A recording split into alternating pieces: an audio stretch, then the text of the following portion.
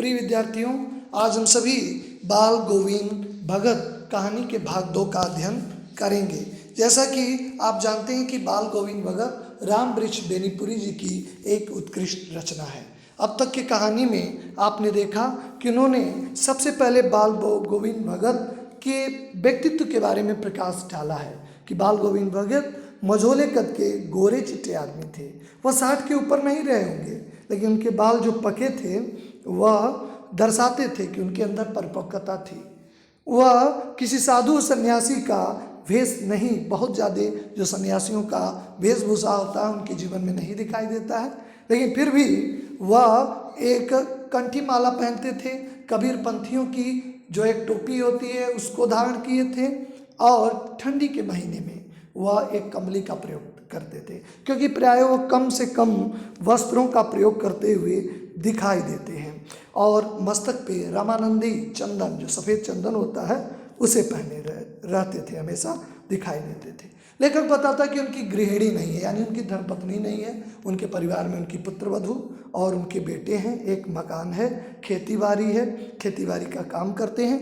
कहते हैं कि संत की भी परिभाषाओं पे एकदम बिल्कुल खरे उतरते हैं। जैसा कि आप जानते हैं कि संत की परिभाषा गोस्वामी तुलसीदास ने बड़े मार्मिक शब्दों में कहा है, संत हृदय नवनीत समाना। तो बिल्कुल उस परिभाषाओं पे ये खरे उतरते हैं। इनकी खेतीबाड़ी है, खेतीबाड़ी में जो कुछ भी उत्पन्न होता है उसे पहले साहब के दरबार, यानी कबीर, उनके घर से 4 कोस दूर पे एक कबीर का मठ है, वहाँ पे ले जाते हैं, कबीर मठ में ले जाते हैं, वहाँ पे अर्पण कर देते हैं। वहाँ से जो राशि निकाल ली जाती है, शेष बची खाद्य सामग्री को घर पे लाते हैं और उसे प्रसाद के रूप में ग्रहण करते हैं। यही भाव हमारे अंदर भी होना चाहिए। किसी भी चीज़ को हम प्रसाद के रूप में अगर ग्रहण करते हैं, संचय की वृत्ति से नहीं ग्रहण करते हैं, तो हमारे जीवन में कोई भी तकलीफ नहीं होती है। उसमें शौचालय की इतनी व्यवस्था भारत में नहीं थी। शौच के लिए ग्रामीण क्षेत्र के लोग बाहर ही उपयोग करते थे, लेकिन यहाँ तक ये नियम का पालन करते थे, किसी दूसरे के खेत में नहीं जाते थे, अपने खेत का उपयोग करते थे, अपने ही खेत में इसका उपयोग करते थे। निश्चित ही किसी की कोई भी वस्तु को बिना पूछे प्रयोग में नहीं लाते थे। कभी कभी इस नियम को इतने गहराई में ले जाते थे कि सबको आश्चर्य का विषय हो जाता था, सबके लिए विस्मय का विषय हो जाता, क्योंकि जो सामान्य चीज़ें हैं जो बिना पूछे हम उपयोग में ला सकते थे, उसको भी ये उपयोग में नहीं लाते थे। लेखक कहता है कि हर मौसम अभी एक दृश्य का, प्रथम दृश्य का वर्णन किया रहता है कि आसमान में जो बादल छाए रहते हैं, आषाढ़ के महीने का, यानी बरसात के महीने से उनकी गतिविधियों को शुरू करता है। आषाढ़ सावन भादो प्रायः बारिश का मौसम है। इसके बारे में कहते हैं कि आषाढ़ की रिमझिम है, समूचा गांव खेत में उतर पड़ा है, कहीं पे हल चल रहे होते हैं, कहीं पे रोपनी हो रही है, धान के जो खेतों में लबालब पानी भरा हुआ, बच्चे खेलते हैं, स्त्रियां कलावा यानी भोजन लेके अपने पतियों के लिए जाती हैं और बाल गोविंद भगत गीत उस समय गाते हैं, अपने खेतों की रुपाई करते हैं। गीत में इतनी मुग्धता होती है, इतनी आत्ममुग्धता होती है कि उसको देखने के बाद व्यक्ति एकदम विचलित सा हो जाता है, उसको सुनने के बाद व्यक्ति विचलित सा हो जाता है, स्तब्ध सा हो जाता है। जो महिलाएं वो चुपचाप पेड़ पे बैठ जाती हैं, रुक जाती हैं, बच्चों के अंदर चहलकदमी बढ़ जाती है, हलवाहों के पैर तेजी से आगे बढ़ने लगते हैं। कहते हैं कि ये दृश्य उनका बिल्कुल विस्मित कर देने वाला है। भादों के बारे में कहते हैं, जो 1 महीने 2 महीने बाद आषाढ़ सावन भादों की बात करते हैं। राधे का समय होता है, भादों की रात बड़ी ही, जो उसमें जीव जंतु जो बरसात के मौसम में आते हैं, झिंगूर दादूर कोलाहल करते रहते हैं। इसी कोलाहल के बीच में भगत जो है अपनी खजड़ी लेकर गाते रहते हैं। एक ठेठ शब्दों में यहाँ पे रामवृक्ष बेनीपुरी जी ने दिखाने का प्रयास किया है। उन्होंने कहते हैं कि गोदिया में पियवा चमक उठे सखिया चिहुके ना।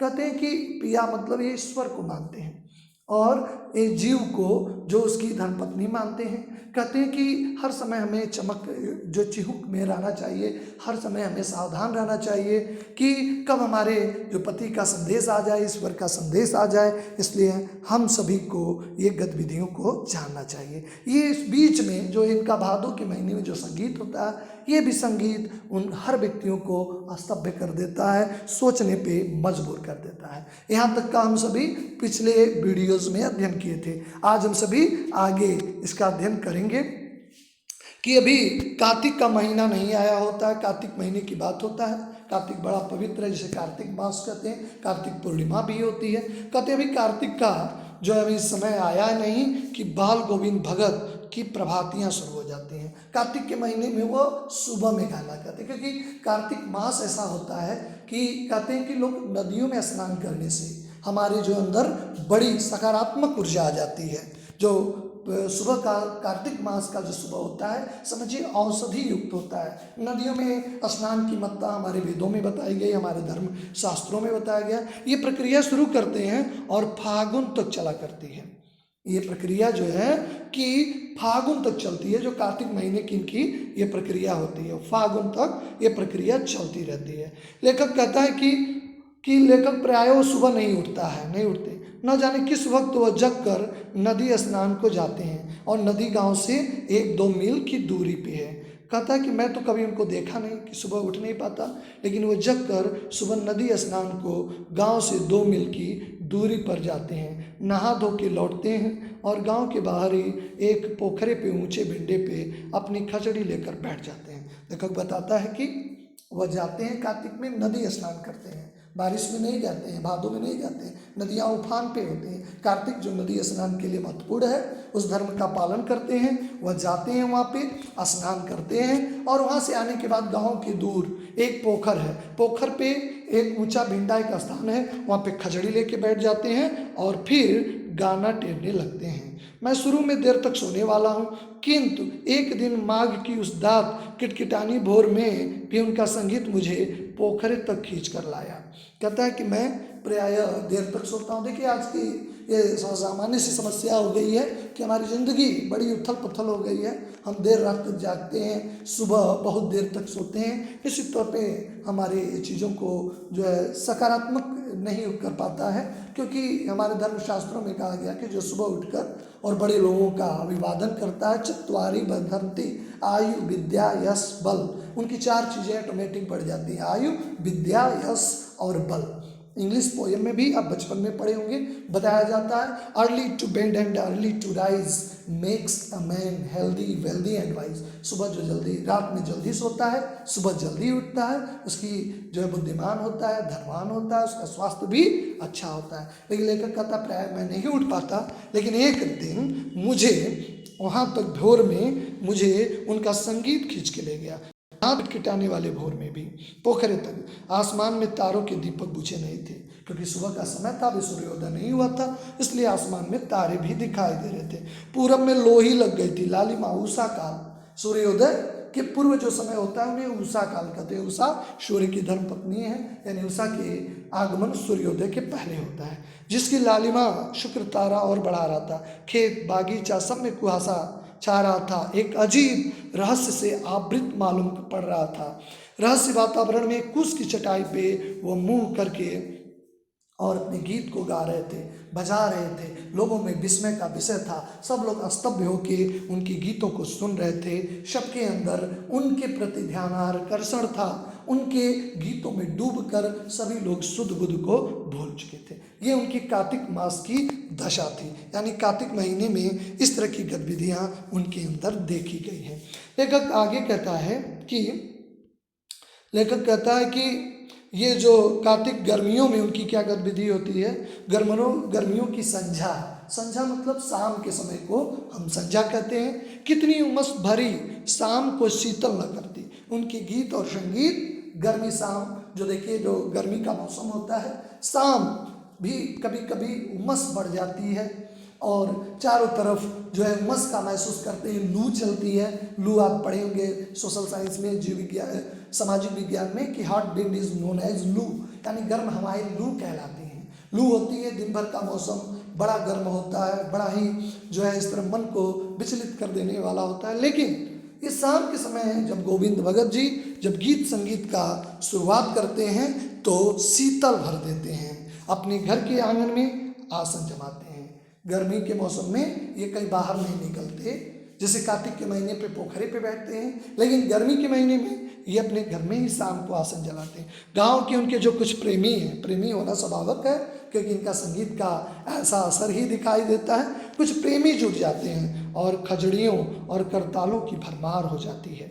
एक पद बाल गोविंद भगत गाते हैं और उनकी प्रेम मंडली दोहराती है, तिहराती है। एक पद बाल गोविंद भगत गाते हैं और दूसरे पद उनके जो अनुयायी होते हैं वह दूसरे पद को गाते रहते हैं। धीरे धीरे स्वर ऊंचा होने लगता है और एक निश्चित ताल, एक निश्चित गति ताल स्वर के चढ़ाव के साथ श्रोताओं के मन भी ऊपर उठने लगते हैं। धीरे धीरे तन, जो मन का असर तन पे हो जाता है। देखिए, व्यक्ति जब गहराई में डूब जाता है तो शरीर पे उसका नियंत्रण नहीं रहता है। अगर कोई संगीत आपको इतना प्रभावित कर देता है, कई व्यक्ति नृत्य करने लगते हैं, चाहे ईश्वर के नृत्य हो या किसी गीत संगीत का हो, लेकिन उनके कदम रुक नहीं पाते। ये स्थिति कब होती है? आत्ममुग्धता के समय में, जब व्यक्ति आत्ममुग्ध हो जाता है। यहाँ पे कहते हैं कि ये लोग आत्ममुग्ध हो जाते हैं, इतने उनमें विहल हो जाते हैं कि उनके शरीर पे उनका नियंत्रण नहीं रहता है। यानी लोग उठ जाते हैं और हावी हो जाता है। एक क्षण ऐसा आता है कि बीच में खजड़ी लेकर बाल गोविंद भगत नाच रहे हैं, उनके साथ साथ सबके तन और मन नृत्यशील उठते हैं। सारे आंगन में संगीत से ओत-प्रोत माहौल दिखाई देता है। यहाँ पे लेखक कहते हैं कि उनके संगीत का ये जादू होता है कि सबके सुध बुध खो देते हैं। वो भी अपनी खजड़ी लेकर खड़े होकर नृत्यशील हो जाते हैं। जो उनके प्रेमी होते हैं वो लोग भी खड़े हो जाते हैं। एक समय ऐसा आता है और वो भी नृत्यशीलता का अनुभव करते हैं। सभी लोग जो है गाने बजाने में लिप्त हो जाते हैं। सभी लोगों के अंदर इस तरह की वृत्तियाँ दिखाई देती हैं। कहते हैं कि एक समय उनके जीवन में संगीत का चरमोत्कर्ष देखा गया था। उनके जीवन में लेखक कहता है कि मैंने एक समय चरमोत्कर्ष देखा था उनके जीवन में। संगीत का बहुत जो है प्रबल उनकी संगीत उस समय दिखाई दी, क्योंकि हर संगीत को लेखक ने सुना है, आबद्ध किया है। हर सीजन की, चाहे वो आषाढ़ का महीना हो, चाहे भादो का महीना हो, कार्तिक का महीना है जो पोखर पे बैठ के गर्मी की संध्या देखा गया। हर संगीत का अपना अपना विशेष महत्व है। लेकिन बाल गोविंद भगत के जीवन में एक बार लेखक कहता है कि मैंने उत्कृष्टता देखा है, वैसा दर्द, वैसा संजोग कभी नहीं देखा उनकी संगीत साधना में। बाल गोविंद भगत की संगीत साधना का चरमोत्कर्ष देखा जिस दिन उनका बेटा मरा था। उनका इकलौता बेटा था, वह सुस्त था, बोधा सा था, किंतु इसी कारण बाल गोविंद भगत उसे और अधिक मानते थे। उनकी समझ में ऐसे आदमियों पे ज़्यादा नज़र रखनी चाहिए। बाल गोविंद भगत कहते थे जो सीधे हैं, जो सरल हैं, जो समाज में उनका लोग उपहास करते हैं, लेकिन बाल गोविंद भगत ने कहा था ऐसे लोगों पे हमें ज़्यादा छो बना चाहिए, इन लोगों से हमें ज़्यादा प्रेम करना चाहिए, ऐसे लोगों को उपहास का पात्र नहीं बना। भले उनका बेटा था, सीधा था, लेकिन वो उस पर ज़्यादा नज़र रखते थे, निगरानी थे और मोहब्बत के ज़्यादा हकदार होते हैं, उनका मानना था। बड़ी साध से उसकी शादी कराई थी, एक ही पुत्र था, इसलिए उन्होंने बड़ी ही साध से, बड़े ही प्रेम से उसकी शादी कराई थी। पतोहू बड़ी ही सुबह और सुशील मिली थी।